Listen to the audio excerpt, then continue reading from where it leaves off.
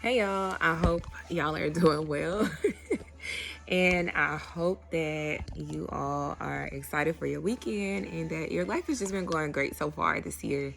It's been on my mind, honestly, almost a week to talk about this topic. And I've tried recording this video several times, but I feel like I had to let it sit and marinate because I really needed to grasp what God was trying to teach me and show me through this word. And what I'm going to talk about is confirmation bias. I'm going to read a lot as to what the definition of it is, and then I'll go from there. But the one thing I want to say is that I've seen confirmation after confirmation of this topic, including I teach classes, and one of the classes I taught last night, I shared a blog post. And in the blog post, which has nothing to do with what I'm about to talk about, it mentions confirmation bias. So I just know that this is the thing that I'm seeing, and I just really want to encourage you if you've experienced this, and I also want to encourage you to be on the lookout for it. Not to be afraid of it, but be on the lookout for it. I want to start by saying that people, I personally believe that people have good intentions for the most part, that people are not intentionally trying to like hurt you all the time.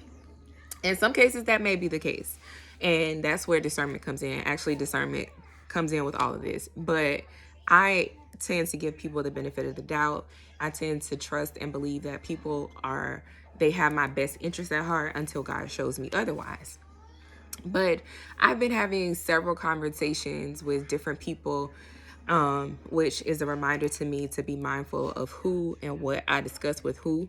And remember that every person didn't get that word from God like I did about a particular situation. So, that being said, in the course of those conversations, people have been saying things to be very discouraging.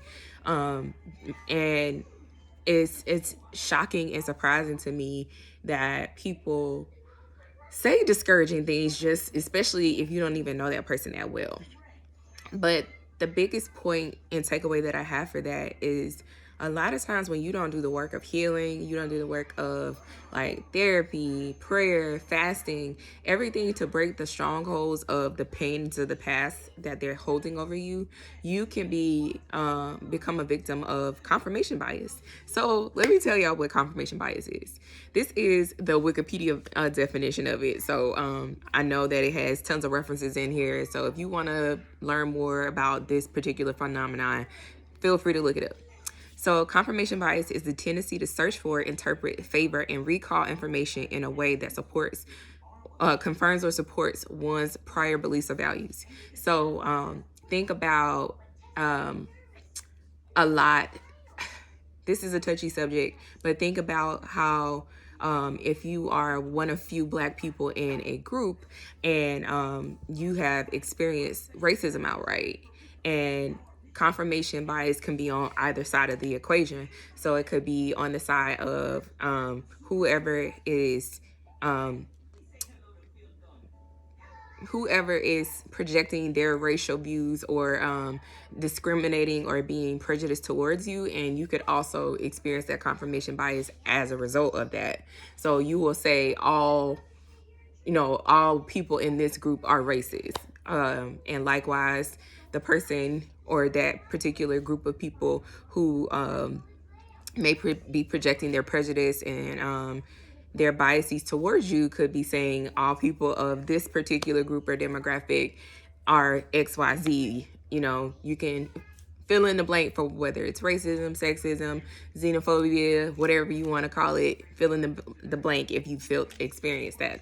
But anyway, so I want to elaborate a little bit more. People display this bias when they select information that supports their views, ignoring contrary information, or when they interpret ambiguous evidence as supporting their existing attitudes. The effect is strongest for desired outcomes, for emotionally charged issues, and for deeply entrenched beliefs. Confirmation bias cannot be eliminated entirely, but it can be managed, for example, by education and training in critical thinking skills.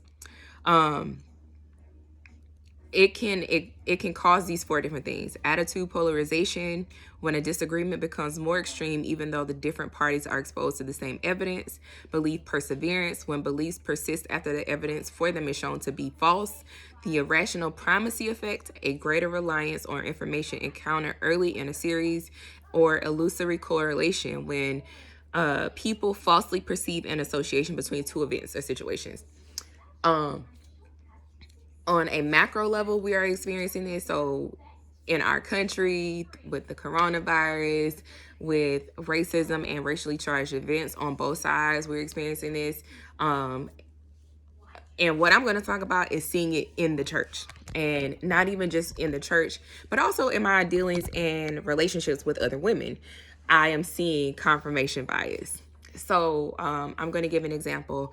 I had a conversation with someone, and in the course of that conversation, because of her experiences with men, she has said that you can't trust them, blah blah blah.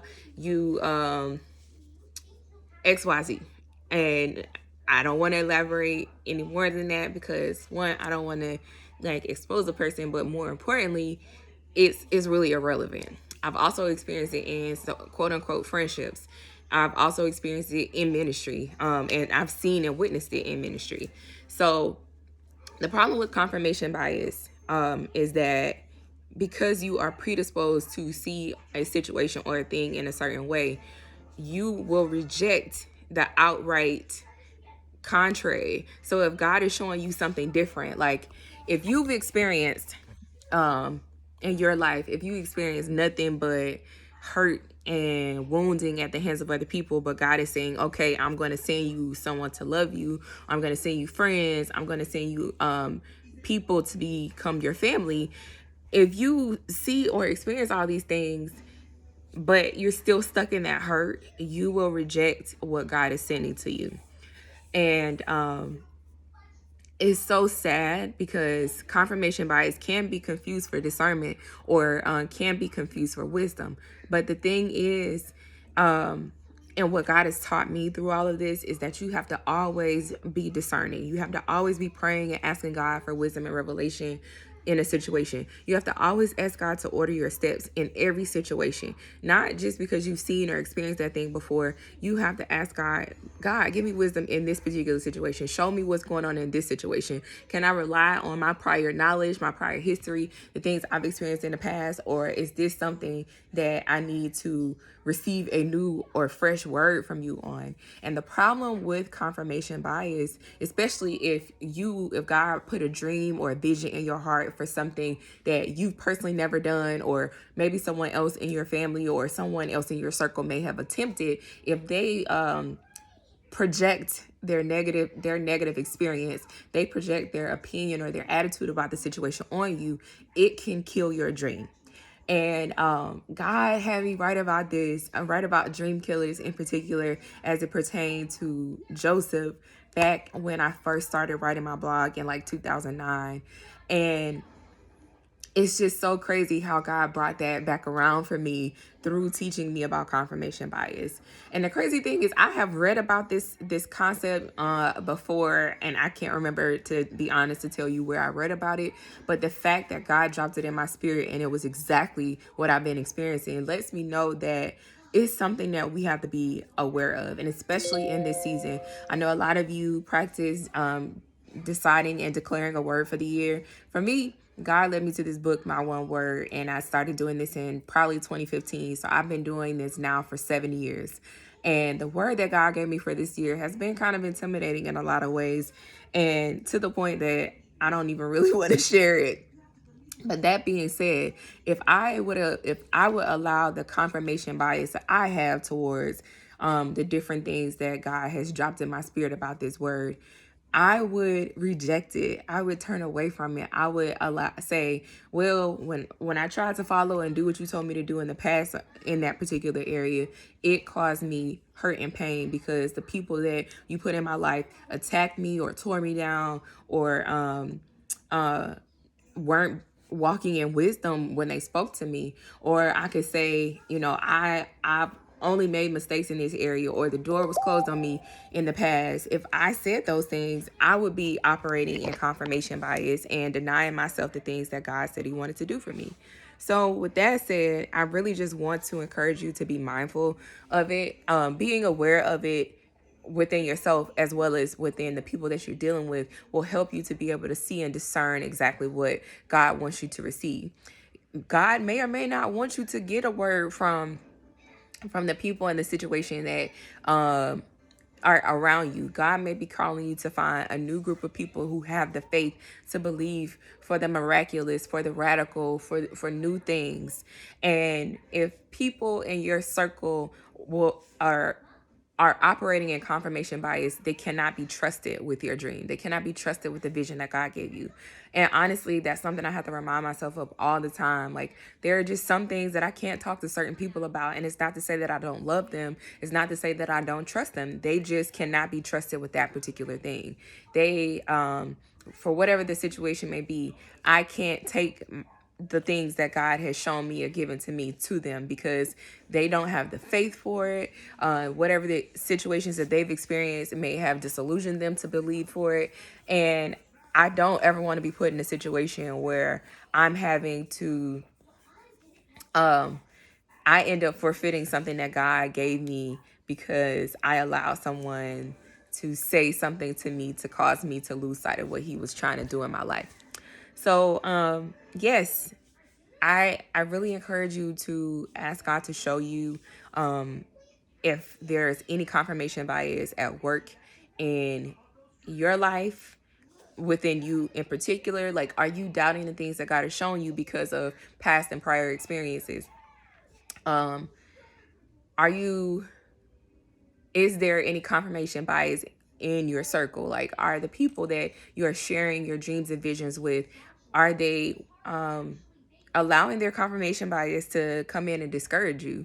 And I can see it so clearly now, and in so many different relationships I've had in the past, and even some I still have right now, that I have to be mindful of whom I confide in and who I share information with, just because some things have to be protected.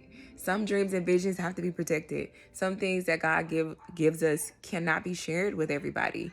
And so I just really encourage y'all that as you continue to go forward, because we still in the first quarter of the year, that you be mindful of those things that God has deposited in your heart, and you be mindful who you share it with. And I also encourage you to ask God, ask the Holy Spirit to reveal to you if you have any confirmation bias in your heart and how that confirmation bias is keeping you from the things that God has for you.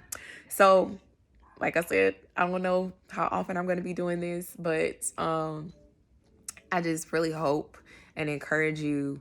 I really hope that this encouraged you, and that this also sparks a fire in you to pray and ask God to give you some discernment in the area of your relationships, but also in yourself. So that way you're aware of, like, anything that would hinder you from receiving the things that God has for you, anything that would hinder you from walking in the purpose and plan that God has for your life. So that's all. I hope y'all have a great weekend. I hope y'all enjoy the Super Bowl. And for those of you that celebrate Valentine's Day, I hope that you are reminded of how much you are loved in some way. So that's all I got. Bye.